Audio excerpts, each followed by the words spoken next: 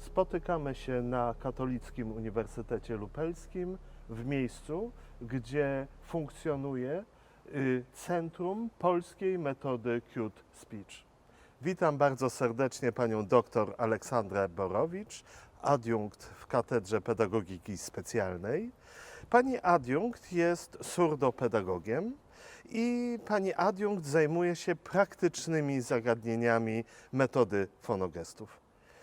Proszę mi powiedzieć, działacie Państwo również jako Polskie Stowarzyszenie Metody Fonogestów. Jaka jest idea działalności stowarzyszenia? Zacznę od tego, że Polskie Stowarzyszenie Metody Fonogestów działa już ponad 13 lat.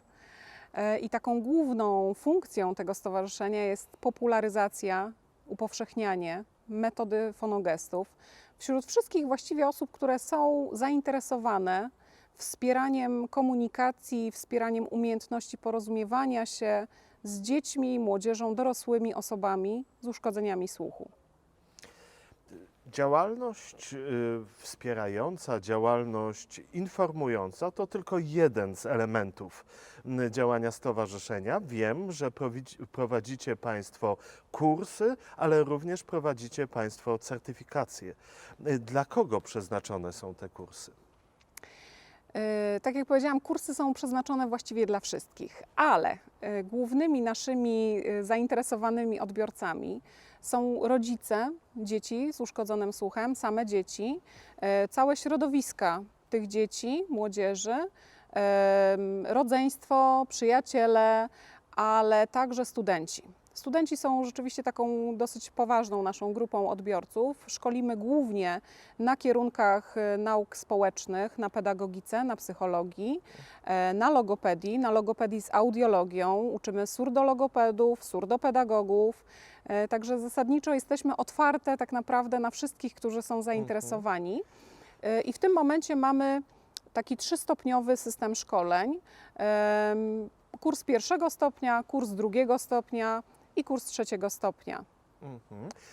Wiem, że pracuje się, wychowuje się z fonogestami dzieci, a jak to wygląda z osobami dorosłymi? Czy to jest zbieżny, podobny sposób pracy, czy z osobami dorosłymi zupełnie inaczej się pracuje? Jeśli chodzi w ogóle o osoby z uszkodzonym słuchem, małe dzieci uczą się fonogestów w sposób naturalny, to znaczy uczą się jakby przez patrzenie i słuchanie.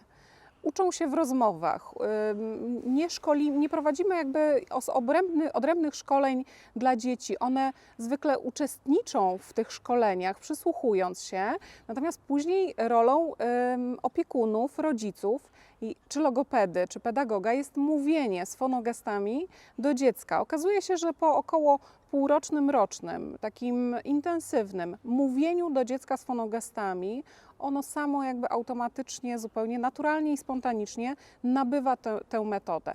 Nieco inna sytuacja jest, jeśli chodzi o osoby dorosłe. One, znając język polski, jakby uczą się tylko drobnych wskazówek i rzeczywiście uczą się w takich już, można powiedzieć, formach szkoleniowych, czyli układ po układzie, uczą się dopasowywania głosek, uczą się łączenia w zbitki, uczą się mówienia z sylabami, prostymi wyrazami, zdaniami, także ta nauka jednak, można powiedzieć, zasadniczo się różni. Lublin jest siedzibą stowarzyszenia, ale wiem, że Państwo współpracujecie z innymi partnerami w całej Polsce. Jak wygląda ta współpraca i kim są Państwa partnerzy? Jesteśmy w ogóle zainteresowane tym, co się dzieje na całym świecie. Wiedząc o tym, że metoda Cute Speech doczekała się aż 60 adaptacji, Żywo interesujemy się tym, co się dzieje na stronach internetowych różnych stowarzyszeń, fundacji i różnych organizacji, które rzeczywiście swoją wersję Cute Speech promują i jej nauczają. Przyglądamy się tym działaniom i naukowym, i szkoleniowym. Jesteśmy na bieżąco z badaniami naukowymi. Współpracujemy z National Cute Speech Association, więc jesteśmy na bieżąco też informowane o różnego rodzaju działaniach właśnie tego stowarzyszenia. Mamy też swoich przedstawicieli tutaj w Polsce, którzy znają oryginalną metodę Cute Speech i o tym jeszcze też będzie później powiedziane. Natomiast jeśli chodzi o współpracę z innymi placówkami, to można powiedzieć, że jesteśmy zapraszane przez różne uniwersytety, przez różne instytuty właśnie do prowadzenia w ramach programu studiów metody fonogestów jako przedmiot, po to, aby logopedzi w różnych ośrodkach akademickich znali także tę metodę. Czyli jest to współpraca z ośrodkami akademickimi, z nauczycielami, logopedami. Czy istnieje też jakaś współpraca, nie wiem, z urzędami państwowymi, samorządowymi, czy z tej strony jest też zainteresowanie Cute Speech? Jako członkowie Polskiego Stowarzyszenia Metody Fonogestów zostaliśmy też powołani do zespołu roboczego przy Polskiej Radzie Języka Migowego. Polska Rada Języka Migowego działa w Ministerstwie Rodziny i Polityki Społecznej.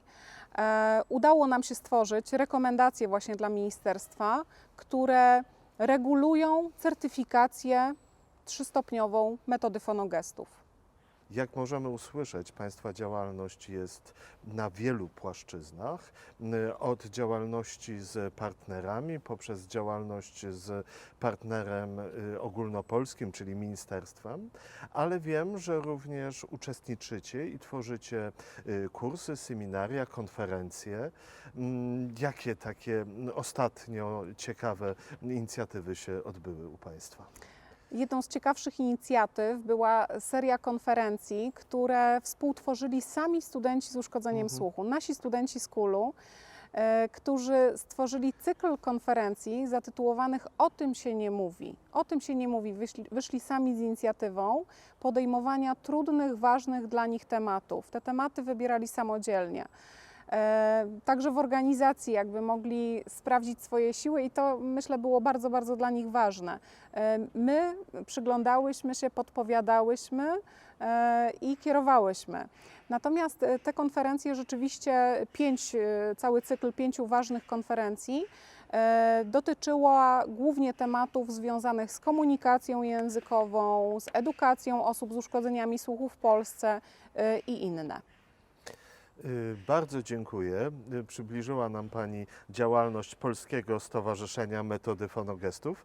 Życzymy, aby stowarzyszenie rozwijało się tak prężnie jak dotychczas i aby idea fonogestów bardzo szeroko docierała do wszystkich odbiorców. Wiem, że Polskie Stowarzyszenie Metody Fonogestów działa też bardzo intensywnie w mediach społecznościowych. Macie Państwo również swojego fanpage'a, tak? Bardzo serdecznie zapraszamy. Na naszym fanpage'u Polskie Stowarzyszenie Metody Fonogestów przeczytacie Państwo o naszych działaniach. Naszym i Państwa gościem była Pani dr Aleksandra Borowicz z Lublina, z Polskiego Stowarzyszenia Metody Fonogestów.